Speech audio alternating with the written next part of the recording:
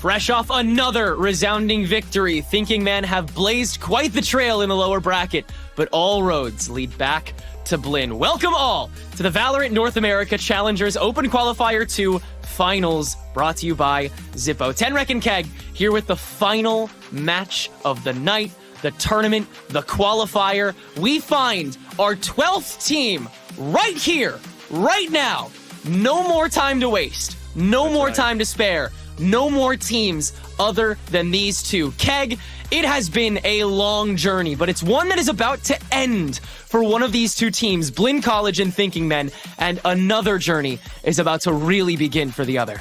Absolutely. A heartbreaking defeat for Thinking Men, sending down to the lower bracket by the hands of Blinn, and then Blinn themselves, the same exact process when Core then qualified for the upper bracket to get into the VCL. Thinking Men, they had to go through in the piranha-infested waters of the lower bracket to bring themselves back for another revenge match. We talked about it in the last series too. We were expecting to see maybe another revenge match at the very end of the qualifiers, and look at that.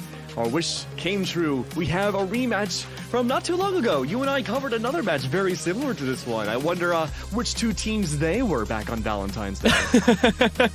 Yeah, it's a bit of a reunion.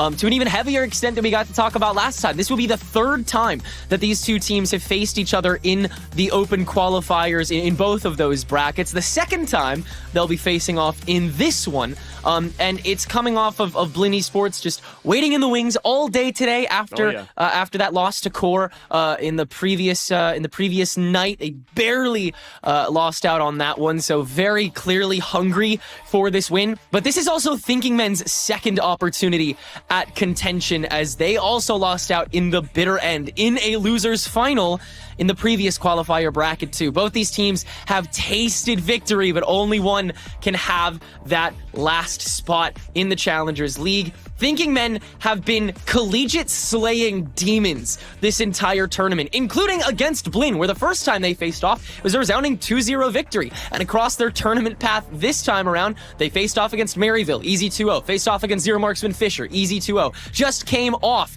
of a St. Clair victory. And there is one more beast to slay, one more collegiate demon to take care of. So Winthrop will stand alone in the Challengers League. But man, oh man, Keg, has Blinn been looking good this tournament?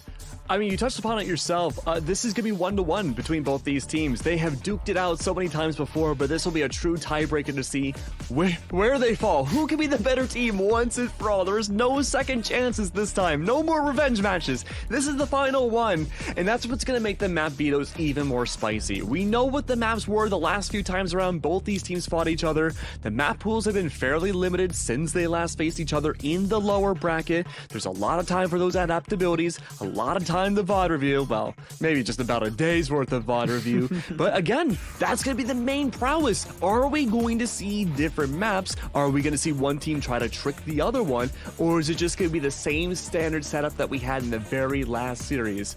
Gee, I wonder.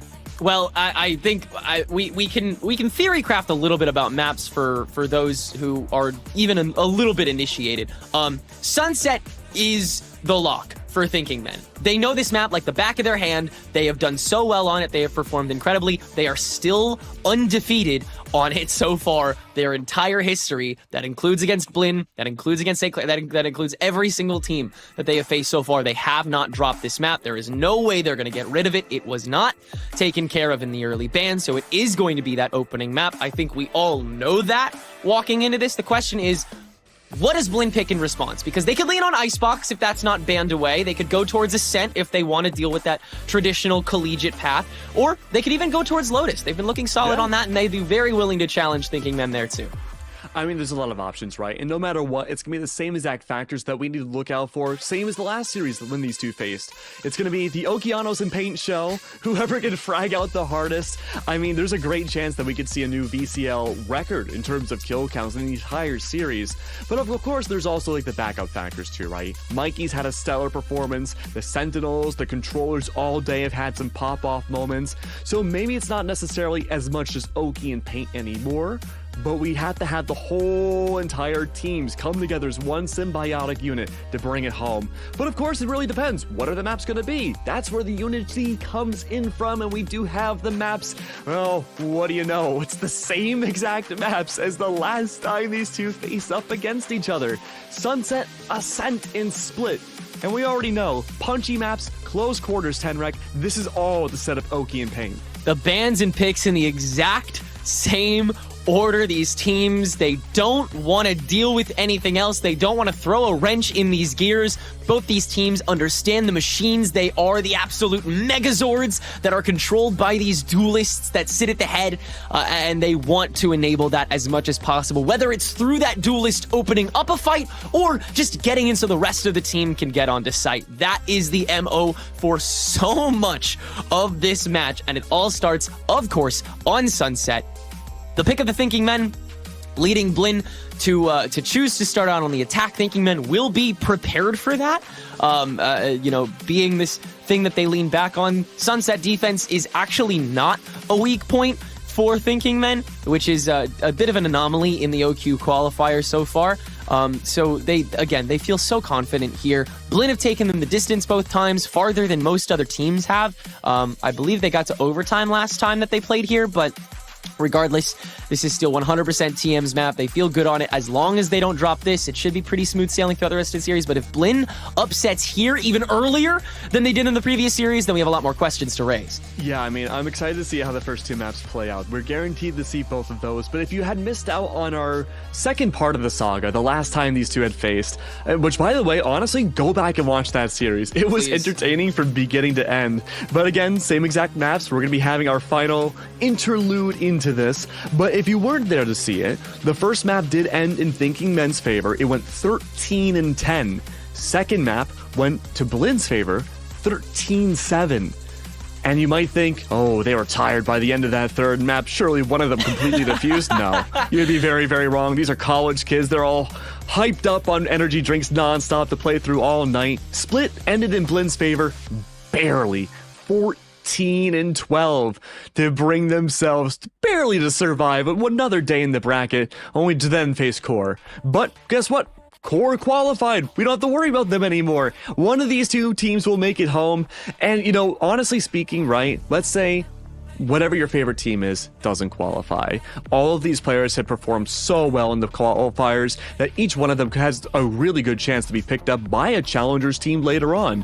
So who knows? It's not the end of the story for any of these teams just yet, but it's a pretty big story for one of these two teams as a whole.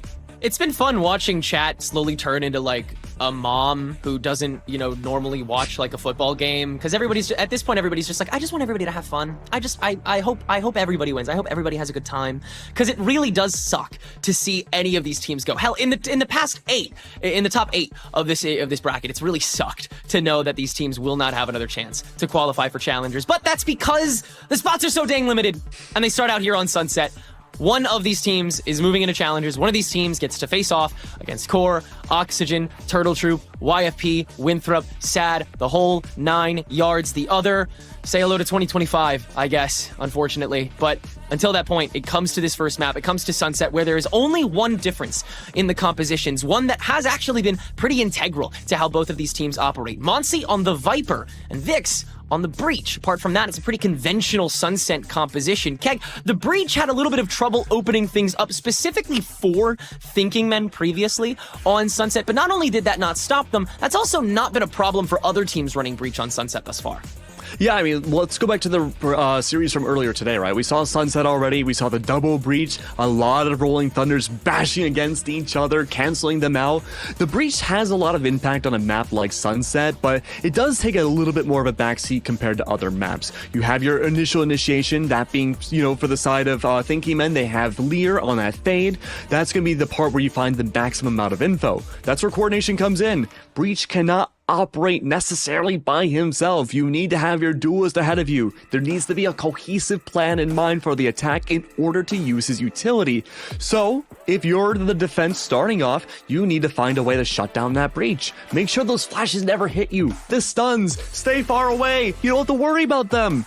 But again, that's easier said than done. That's going to be so difficult, especially when you have to start with pistols and a lower buy to begin with. That's where Breach is going to truly shine in these early rounds. Yeah, conversely, Monty's pick of the Viper on the side of Blinn Esports has performed a very different enabling job. And mark my words, it is to enable. Monty ultimately takes a very similar role to Vix in taking more of a back seat and just letting a lot of the util do the talking. A conditioning wall up A site, holding the back of top steps, the back of B site to the back of A site to alleyway, and ultimately just throwing an orb at the problem, throwing a snake bite post plant, just letting the other members take the reins a lot of the time leads to a lot of connection that a lot of people don't tend to see coming, and some great denials on what would normally be swift entries through those bottlenoses like top steps and market door. Expect Monty to play reactively, but not before anybody else does. That is the job of people like Paint and Okeanos and Mikey and Spaz and Anderson. Those guys are going to be the front lines. Let's talk about Paint really quick because again, explosive performance at the beginning of this series. 32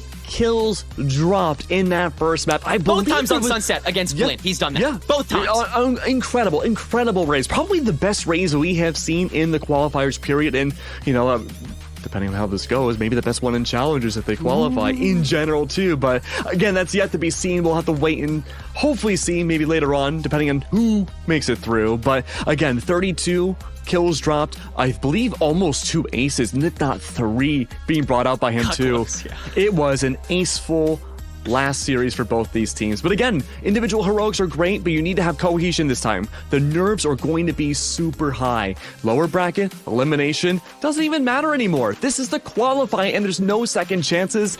If I had to take an educated guess, Tenrek, this is going to be a lot slower of a series, a lot more of a serious series, and probably a lot more of a 10 series too.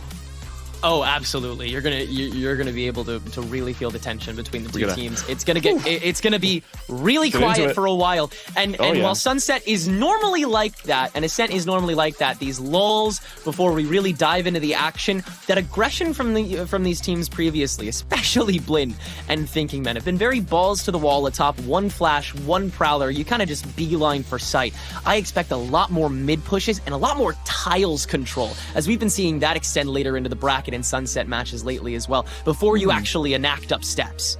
Yeah, I'm curious to see what mid's going to end up in this next play, because I can see a reality where mid's not touched as much. Again, in the lurks series, we saw a lot of mid lurks from the attacking team take control of essentially defender spawn at times, but again, with a more serious series like this, I don't know if we're going to see a lot of mid. I think instead, we're going to see a lot of defaults. That early pressure will exist, but it's going to be more so an early game of cat and mouse. We're going to look to see if the defenders will overextend, push, drain too much utility, then the attackers will probably likely fish for the opening pick, then converse to a site. But we have to see which agents are going to be coming out for the first map. We got that going on right now. This will be interesting. There should be some changes. I'd like to see some changes, but again, if you want to play it safe, probably not a whole lot of changes. And no real changes. Yeah, this is the same comp we saw from them the first time around and the second time around here on Sunset. No changes for either of the teams. Monty will keep on the Viper, Vix will keep on the Breach, and the rest of the comp is a mirror matchup. Okeanos and Paint both opting for the Raze, and that I think is worth kind of swinging the operator into the conversation at this stage, because it was a bit of a contentious topic, especially here. When we swapped sides, Okeanos started picking up the operator a lot more than Paint did, trying to play for mid control a little later on. I'm wondering if Blinn is going to go for that positional evolution earlier, or if Okeanos is going to just kind of, again, play as an extension of the team at all times, no questions asked. It's kind of like an Origins thing, right? Like, Okeanos was the jet for a long time in like that tier 2 space and a lot of the gauntlets and stuff fairly early on. Paint plays Jet, don't get me wrong, but the explosivity of his entries make it so hard to argue really on either side that you can bring out the operator. I feel much more comfortable, and this sounds a little weird, giving someone like Reformed or Anderson the op to be that follow-up off of Paint, even on the defense. If he falls, you have the paranoia. Anderson, Shrouded Step. You can get out of the way, play a little bit more for safety, and still let Paint do his thing. And that was the big win condition for both these teams on every map was, hey, let the duelists do their thing. They're the win condition. If they fall, the round is most likely not going to go in your favor. So, everybody, keep an eye on Okeanos, keep an eye on Paint, especially in this first round here, because more often than not, this has ended in a duelist ace. Well, keep your eye on this stream the whole way through. All other matches disintegrate in the arms of the final. One of these teams to challengers after a measly 3 maps. Blinn starting out on the attack voluntarily. Thinking Men's pick consistently so far this entire tournament, and they have not faltered yet. Lear will be the first to. Big misstep into the open air, as Blinn can clear that out pretty easily. Invade their way into elbow. Guaranteed space is a priority in these pistol rounds, and Blinn are aficionados of it. Teague, plant in front of cubes. A lot of time to work with to extend, grab your positions back, set up a smoke or two, and lock it in. Defensive positions looked like it was going to be a gigantic flank at first. Tripwire stopped that out. Stun still available for Vix. Full utility at that as well. Body disadvantage though, keep in mind, this stun has to be perfect. All about the timing. Aftershock onto Teague to lock him out. Has to play back, letting enough time for the rest of Thinking Men to come in, but they're pretty cleared out. In fact, they're completely cleared out. Okeanos good for 2 more at the bitter end. And Blinn keep it very stable after round 1. Nothing doing for Thinking Men's reapproach. Yeah, we do have a quick tech pause here while one player does relog back into the game, but, you know, we talked about how important the 2 duelists would be. Let's focus on Mikey for a second, right? I'm a huge Mikey enjoyer. We talked about him ad nauseum every time you and I have been able to commentate him, but he's had an explosive performance as well in these qualifiers. He just got a 3K that last round, single-handedly, well, I suppose with the help of his team, but again, divvying out those individual kills, that's what you want from an aggressive Cypher. Now, Thinking Men have a lot more to worry about. It's not just Okeanos. Mikey has found pop-off games. He's gotten aces in this qualifiers, so has Spaz. There's a lot of fragability that Blinn has to offer beyond just Okeanos. That's going to make this attack a very, very scary side. Thinking Men, they need to gather as many defensive rounds as humanly possible, even if that means they have to overextend in these early rounds. A big stack up on A site here for Thinking Men. Cypher cam is down. B site completely empty. The idea here, again, poke and prod, willing to give up B site for the Flood retake. It's all about Thinking Men now. Having to regain that control. If Blinn take B site and scale up into Boba, things could spell trouble. It's a matter of spacing at this point. There. Yeah, can you mitigate when they actually get there? When do you leave? Cam was already spotted, so both teams not hyper aware of the lack of presence on A, but a little keen to it. Blinn just gonna, again, sweep out the site, make sure there's nobody lurking. Indeed, there is not. Thinking Men play for the war, not the battle. And in we go. Gotta take care of mid first, of course. A little bit of util gonna get burned here to start things out. And already you see how Blinn extends from here. Okeanos taking up Boba, Monsi watching that backline corner. That is such a commonality. And then Mikey being that grounded defense from the low ground more often than not. Playing in lobby, way harder back. Just knowing that Thinking Men could choose to go for the flank instead. Blunner leaving sight. But no, yeah, Thinking Men, instead they're just going to play for all the exits. There are none coming into back sight. They're just going to rush in and die. Let this round pass. Very disciplined to just get in front of that spike. They will grab 1 before they let Blinn take away that round. And ultimately, I think that is it's a very calculated choice made by Thinking Men to not even choose to fight that. That just, I feel like if anything, that just shows how studied they are with how good Blinn are on this B site once they have it. Yeah, I mean, look at Mikey and Teague right now. You don't want to farm up those ults any more than Thinking Men want to already. Mikey this round, most likely going to bring out Neural Theft. They have the disadvantage with lesser weapons this next round. A Guardian in play, but 3 Vandals to go along with it isn't too bad for anyone on Blinn, though. Again, you don't want to farm up ults in a round like that. This is going to be a risky one, though. Early Prowler mid shows no scale up outside past that little block. No tripwires available on B either. That blast pack's gonna give quite a bit away. Util dump out. Anderson, what's the next move? Not a lot of time on this. High ground has been taken by Anderson, and he'll use it to grab the opener. Spray back into the smoke as Blinn will let fly a little bit of Util to, again, just try to open things back up. Have not guaranteed this space whatsoever, though, and same can be said for Boba, which Anderson is now relocated to. It's a very slow swing that Paint just completely gets rid of. Going for a fourth, a little too aggressive with it, and Mikey will reward himself with a two-piece, but that's all he'll grab. Thinking Men are on the board with 3 standing, and so far, my finger's been following the script with this. So far, no deviation.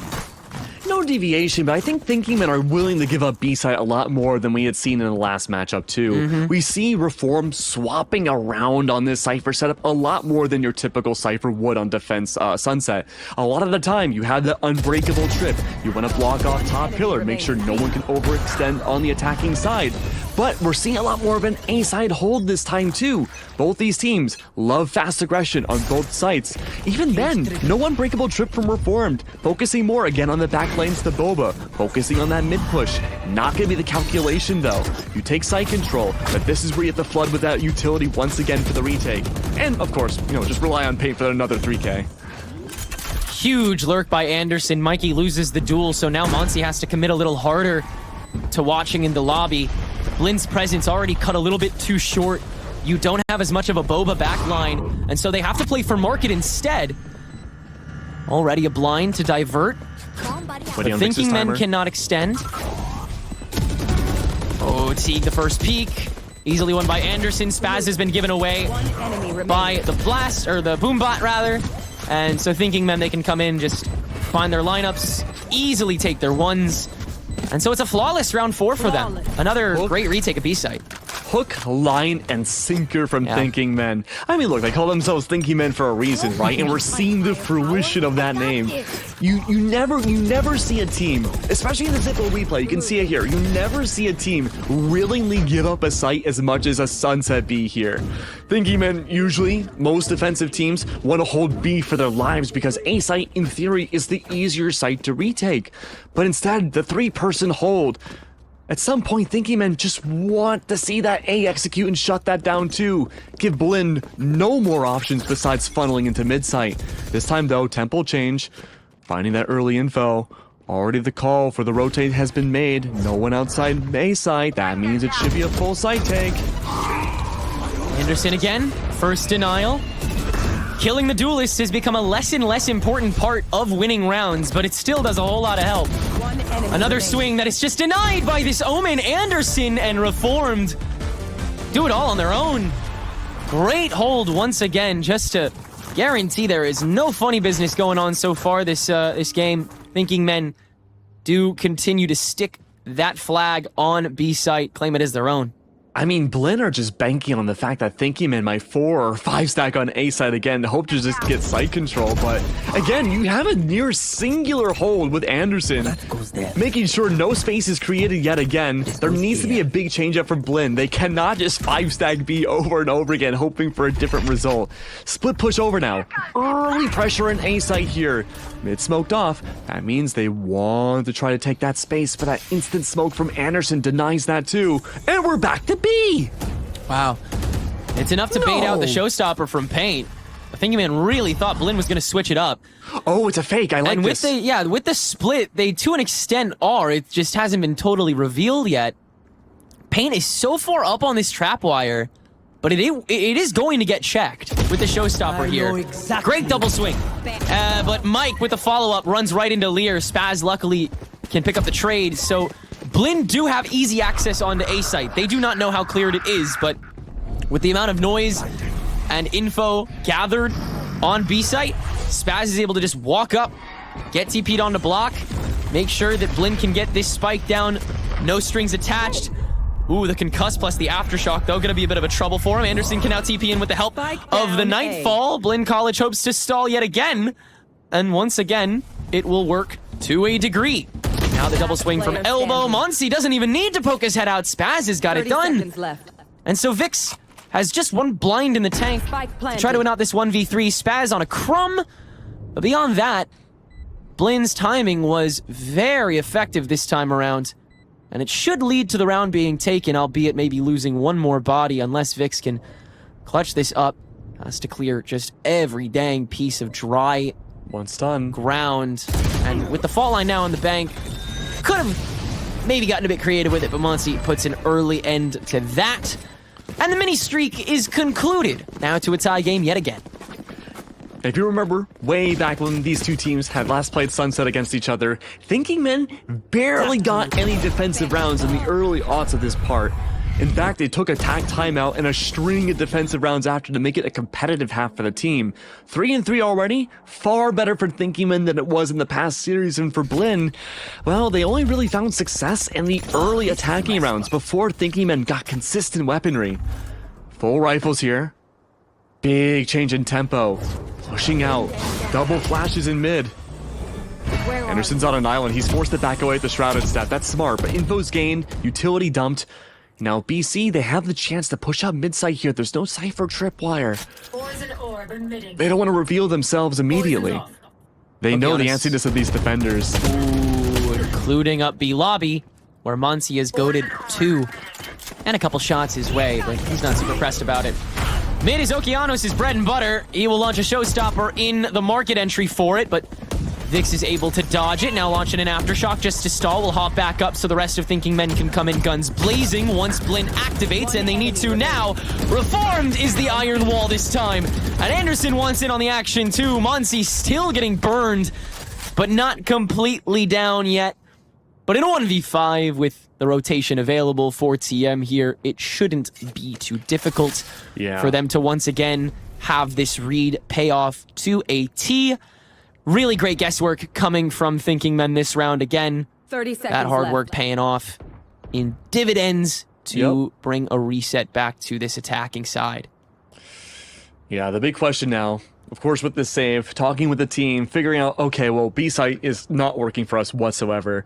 Anderson single-handedly shutting down B2. It's not even just like the whole team, it's just one player orchestrating this funnel for the attacking team to just waddle on in.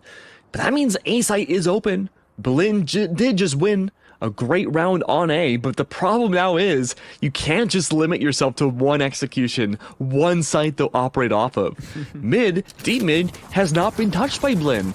Off of what I assume will be attack timeout should be a chance to reconvene and figure out, okay, how can we approach B, get rid of Anderson, and use this our comfortability side to our advantage? But there will be no timeout. This is another re-hit towards A. Thinking Men are well aware of this, and they're stacking up 3.5.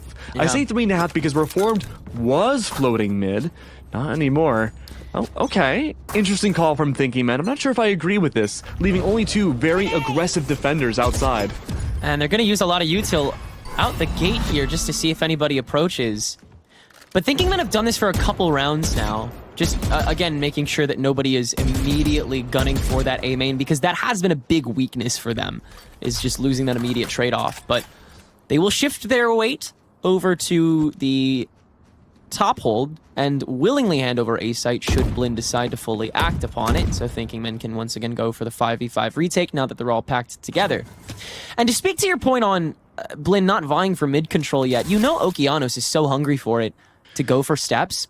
But with the fact that you have a breach in the back and you have a Viper on your side, and Okeanos has not been nearly as enabled as he might want to be, door to market is just so much juicier and less contentious a lot of the time. Paint getting contented a little bit with the paranoia, cannot find a third for himself up tiles, so Blin will ultimately win the aggression off, leading to a 3v1 that is Paz gonna just TP on the piece. Bit of a throw, but the rest of Blin should be able to pick it up off of that. Lear's position not completely known, but Monsi knows to just check the back. Teague is the one to get the shot, and so Blin can clean up and tie us back up again. Really great early round from Blin there, just faking utility inside of mid and B main proper, small default. And remember again, previous series, last big point, there was a lot of over-aggression from the defenders early rounds.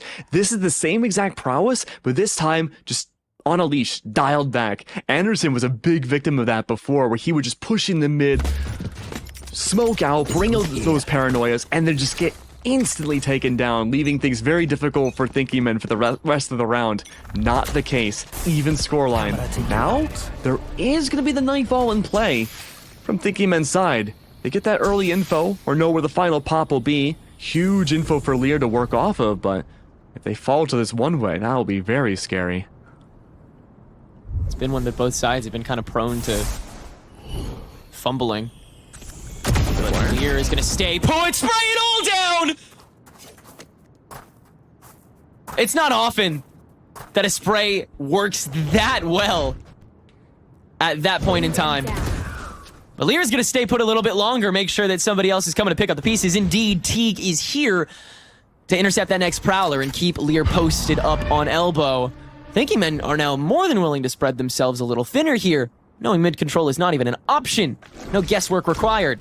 Teague and Monsi have to team up, have to swing this together, and Lear is going to miss out on the C's a little bit, but that was just a bait, I guess, for the ace that he's going to grab. Are you joking me right now, dude? Look, everyone's capable of getting an ace in this lobby. At this point, we need like a bingo card to see who has and who hasn't gotten an ace. We've seen Spas, we've seen Paint, we've seen Lear now get an ace. So many different... Mikey's gotten an ace in the previous series. There's just so many players that have been capable of it. I want to say, didn't Oki get an ace too at one point? I think he got close twice. Oh, yeah. Unlucky. Well, I don't know if he's got one yet. Up there too. We got to fill out the yeah, we got to get him one at some point. I love how Lear stared at the Hunt like he was resetting on the ground instead, and then he hits the head. Oh, and he gets opening, and he gets first blood too. Yeah, now it's a 6K, I guess, by proxy. Two Prowlers tossed in. Is he hungry? He wants more. And Thinking Men, I mean, you know they're going to enable him. You know they're going to let him go for it. Yeah, this is a mad dash back over. Anderson already set up and ready for that recall for trials. Again, Blinn, they love B-site. They'll do anything to default back over there. Vix, huge timing. Not a single audio print, though, from Blinn. Big case of the timings here, but do you know about that breach's presence? No. Wasn't checked by Blinn either. They don't know that this attacking team in Boba's getting sandwiched, and there's the top piece of the bread. His aim is a little suspiciously good from Thinking Men so far, but Teague and Mike can return in kind. Though, the manpower was already kind of a tough uphill battle here for Blinn. Teague has a lot of distance to make up in a 1v2 that is more than willing to play the waiting game with him. Well, you want to get your spike? You want to get over onto site? You want to maybe plant your spike? He's got ult for next round. What? All right, Lear. I mean, what a flex. I guess it guarantees you're not on site, and Vix can hold for the exit. Maybe a little unnecessary, but I mean, we're about to hit round 12 anyway. If Thinking Men want their ult cycle, then so be it. I mean, that's such an ego play there, too. Thinking Men are like, you know what? We don't need this ultimate. We've shut you down so effectively, we barely used any utility. I mean, think about it. Like, what utility has really enabled Thinking Men to get these massive kills? Really not a whole lot outside of smokes. And beyond that, 2 pieces of util from Anderson and Spas, that's all it took to get that ace. Blinn are going to go for a timeout here. Honestly, a little late. 2 rounds left in this half. You're looking to make it 6 and 6. You have those ultimates. The cycling isn't great for Spas and Oki. Could be doable for 12, but again, the issue now for Blinn on their attack is at a macro level. They're having such a difficult time mid-rounding and finding a way to get onto B site. They're so uncomfortable on A, yet that's been the winning factor for the majority of their rounds. They do not want to face that rightmost site. They just want to get to where comfortability lies. But Thinking Men, they VOD reviewed. They know. They're like, okay, now we're going to have... Anderson specifically is going to have it under lock. And Lear, I guess, is also cosplaying as a Sentinel. Yeah, it's really been about just, like, watching the right angles, and the timing has been so good. Thinking Men are just metronomes with Blinn College's rhythm right now. Immediately recognizing when these rotations are initiated. They are following... like angle for angle with whenever the Blinn lurk ends, and they just circle back to either A or B main, where they've ended up residing. You have to think like, okay, well, if you're Blinn, what's the response? I see attacking pings inside B. I'm already not really liking this. I mean, that's Okeanos just saying. I want to go for market door so bad. Pwitty please, let me go for market door. That's so risky. That's where Anderson lies. That's like the whole thing about Okeanos though. Is that he's been playing so high risk, high reward throughout this entire bracket because of the active choice to have Viper instead of the Breach on your team, you cannot actively enable Okeanos' hard. You have to passively enable him. You just have to get the positional macro a little bit better for Okeanos to actually cut through that front line and get the opener onto usually either Payne or Anderson, because they're the ones that are going to intercept him.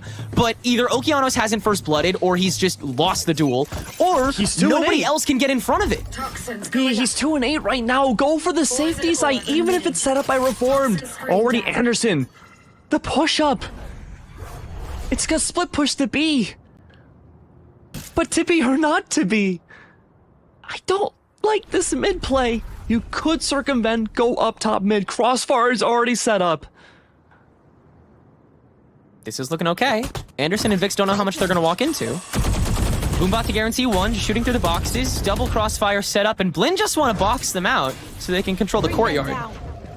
I actually admire this, because then you can slow up the orb, and then you can just play for either side from here. I actually like that. This is good, proper setup from Blinn. The problem is, again, you can't do this every round. You can't, escort your Viper all the way up the top steps, and then have the lurk come in for the lobby the whole time, and just play the angles from there. Because again, Thinking Man have no reason to rotate on an insanely macro level yet.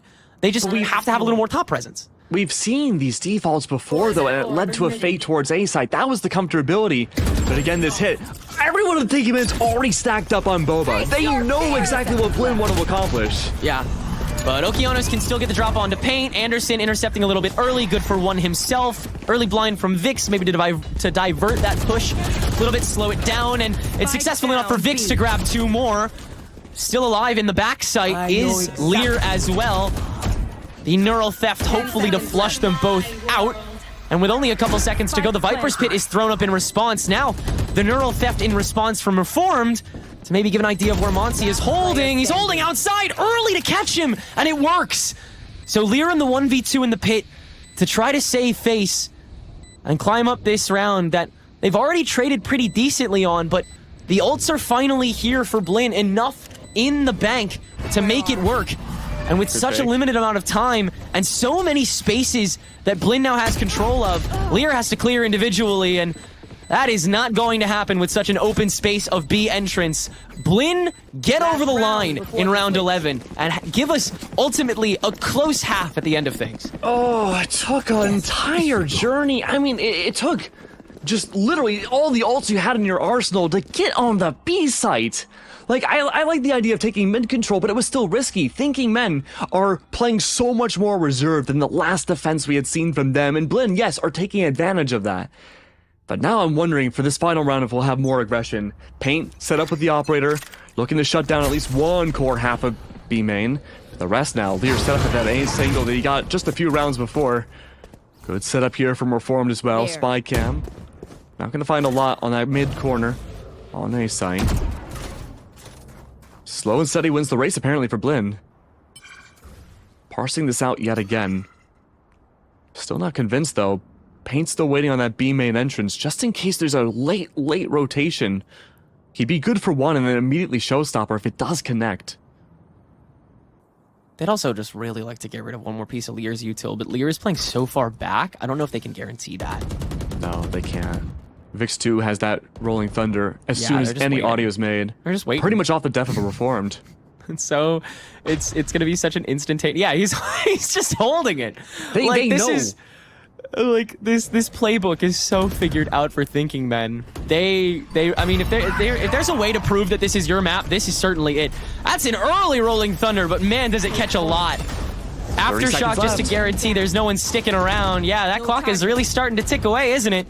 Blinn College gonna bum rush this from elbow, and it's gonna lead to a little more of a sloppier push than they maybe intended. Shadow step into the blocks to extend a little bit, but that just leaves it open for Reformed to freely grab Spaz, then head back to the blocks and get uninterrupted. Reformed and Vix should be able to clean up from there. Indeed, everyone from Thinking Men gets back in on the action and end their defensive half 7-5. Oh, what a wild journey we've overcome now. Blinn now on their defensive side. Again, we go back to the previous series, did not find a lot of value on their defense. Only in the later rounds, post-tag timeout, were they able to find much.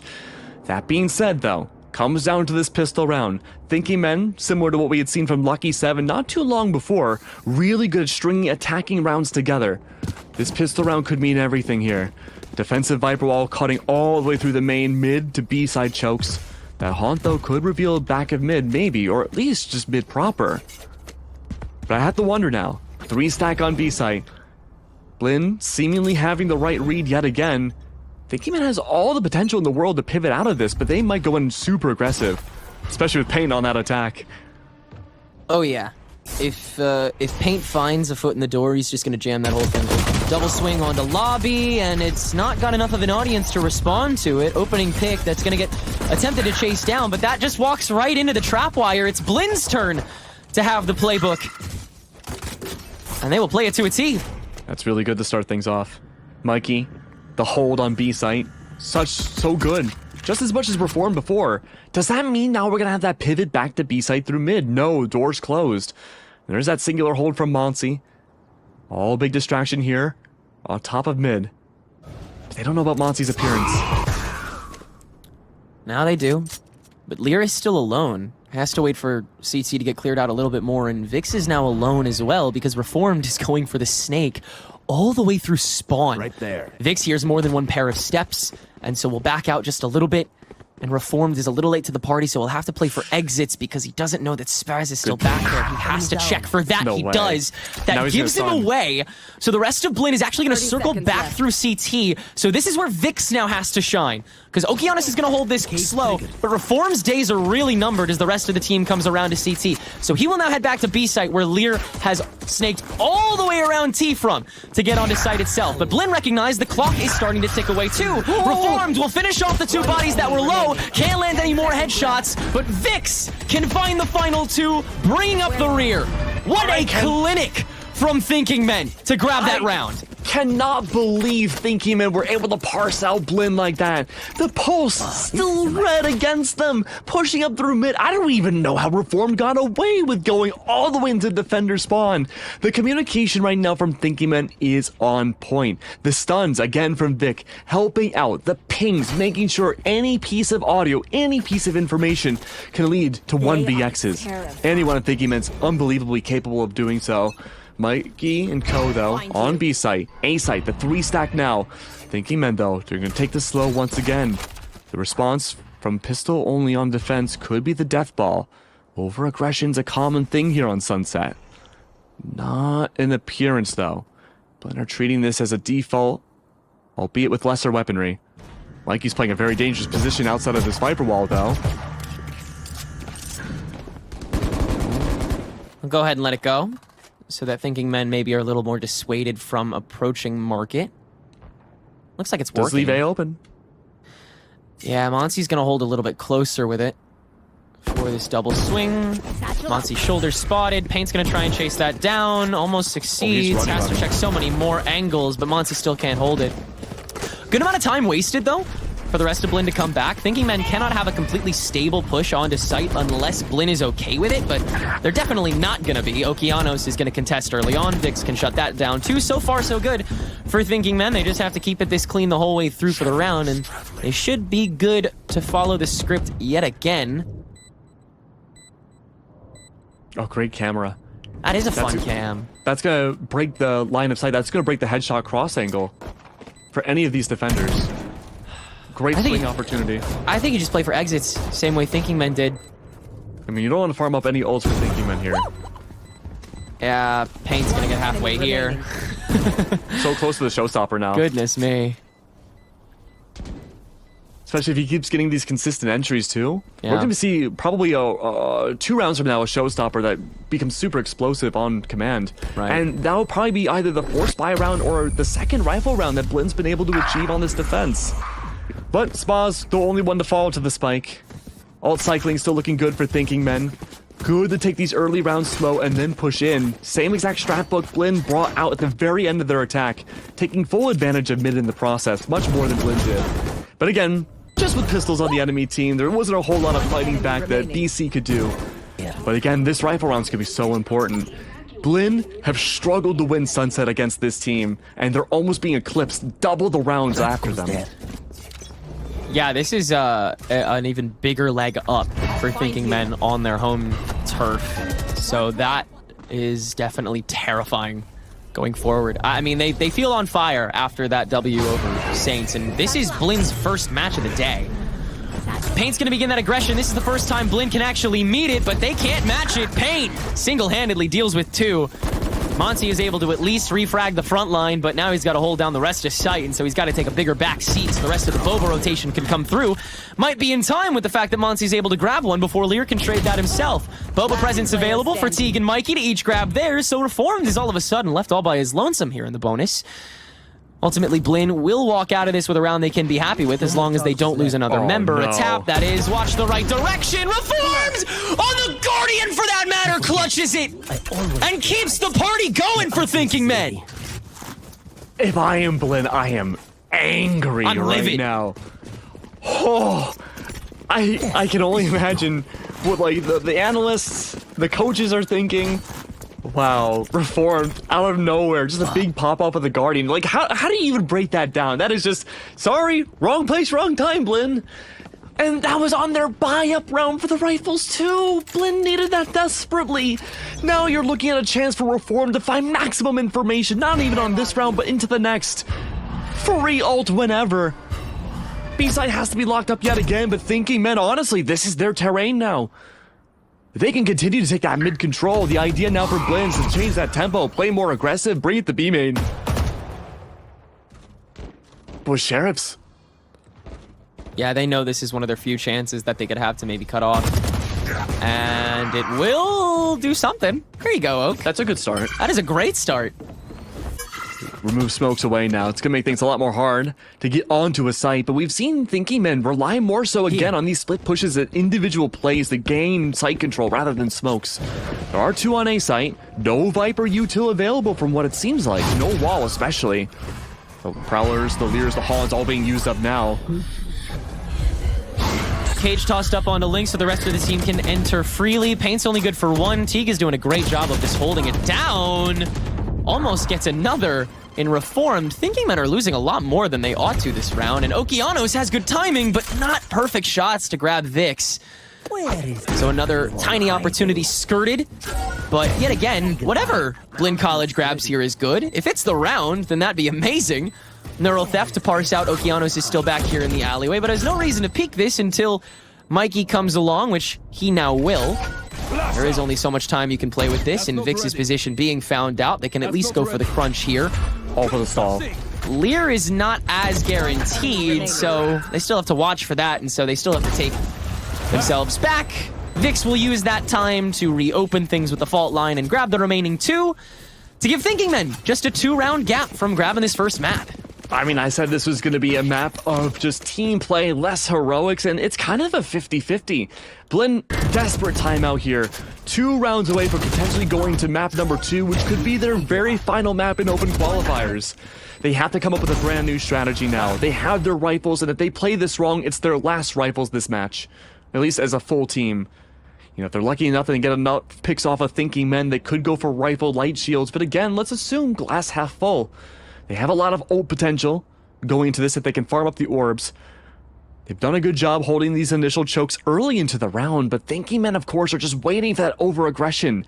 Anderson lost that initial trade, but it was enough information to gather that A site would be the weaker site. Still a big hold, though, from Blin. But bodies kept falling one by one, and there was that hesitation to push in, even split up for that retake. Thinking Men are in the heads of Blin. No 2 ways about it. But Blin have to use this timeout to rest, reset themselves, and make sure that cannot happen anymore. A big mid-hold needs to occur this round. You need to find a way to shut down any opener. And that's going to be tough when Thinking Men are playing this so slow in the first 30 or so seconds. And then look at this, B site. The wrong guess from Mikey, setting up on A. It's a 3-stack, sure, but there's no stalling power, at least in terms of util. That goes there. Yeah, it looks like, again, they just want to play for the opening battle, see if they can get early advantage and just play off of that. It worked in the past, but I think we've moved past that as a society, especially here now. Again, getting rid of that duelist does not become the, like, dwindling, insanely huge factor. Okay? I mean, that's just unfortunate spacing. But Okeanos did still get his, so, I don't think Blin is, like, too mad at that. I mean, you lost a gun in the process, and you really can't lose any bodies this round. That's true. But Thinking Men are stalled here in main. They are going to have to wait for Reformed to maybe give a signal on this lurk through T. Blinn, again, they're not going to hand any more space over, but they're also not going to over-aggress, especially now that Okeanos isn't in the picture. Everybody going to hang back, just let this util do the talking, Haunt to guarantee that everyone is still there. It's only Anderson who ends up holding main, now that Reformed has done a lot of clearing, including up the early bridges of A main and tiles. So I like this play. Yeah, Thinking Men have a bit of their pick of the litter here. Vix has Rolling Thunder. Where they can head in. Yeah, Vix could do whatever he wants really with this. He could fake it, he could throw the Rolling Thunder in. He's holding Spike though, so the onus is on him to head over to wherever the weight is going to get shifted in the end. And with only 20 seconds to go, it's got to be like now. That's why the elbow push is so heavy and brunt. Mikey is a little bit surprised by how much that is, but it's because the pinch for the Rolling Thunder is so enticing. Lear grabs the kill, Thinking Men grab the site, just enough time to get the spike down, and I mean just. Monse actually recognizes that as an opportunity to maybe enter site and go for the spray, but it might be his downfall, along with the rest of Blinn's. At the very least, he's good for one, so the trades keep steady. Ultimately, that is good for Blinn once more. 2v3 that is very winnable here, with Thinking Men so spaced out and ultimately a little bit boxed. In fact, Anderson's still on the run back for Link. Thank goodness Blinn still has not approached yet, but they need to soon so they don't get sandwiched themselves. They'll enter on the site, Reformed holding alleyway. This should be a simple double peek here as soon as the first tap goes down. First one for Teague, instant headshot. It's down to Spaz in the 1v3. This is a pretty done deal. Another tap, he's got to stare every which way. Not the right one, Reformed, another one to give Thinking Men 8 rounds, or 7, excuse me, of game point here on Sunset. I really like what Thinking Men did in the mid-round there. They had two potential fake opportunities with Anderson and Reformed. Reformed went on the deep, gigantic lurk outside of A main, maybe to make noise, maybe to create space, just to see where the general placements of those defenders would be. Haunt came down, though, on B main. The Prowler, too, made sure that, okay, now we have to transition over and make Anderson that fake position, and it worked out well.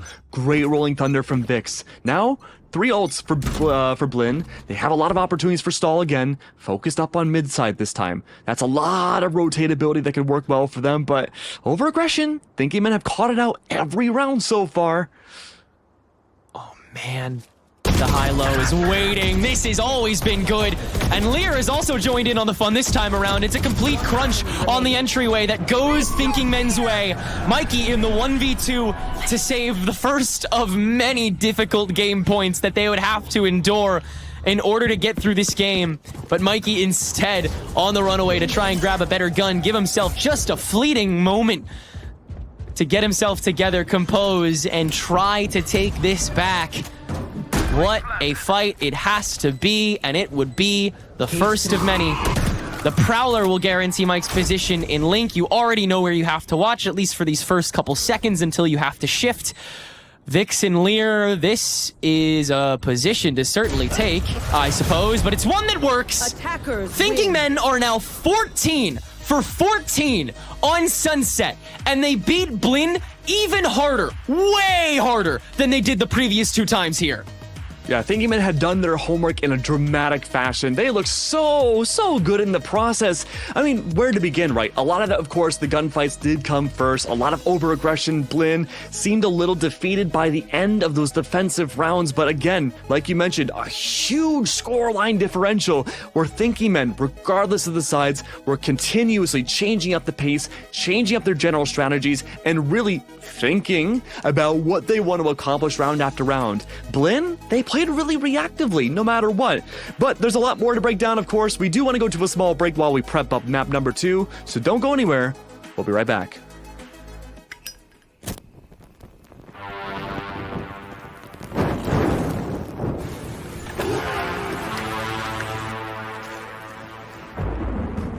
They say in life, there are no guarantees.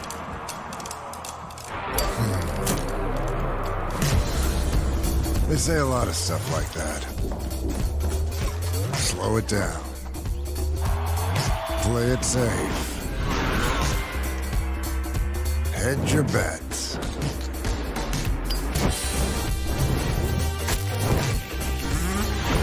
So what? You gonna listen to that? You gonna stop because they can't guarantee you'll pull this off? No guarantee you'll win. No guarantee everything's gonna be fine.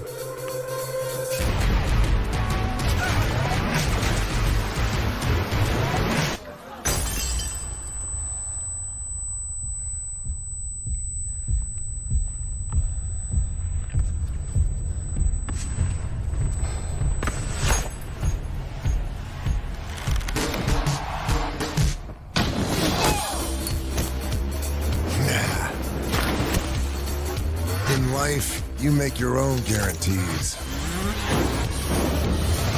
Nobody else will light your way. Start your own fire and keep it burning. And we guarantee you'll have one hell of a lifetime.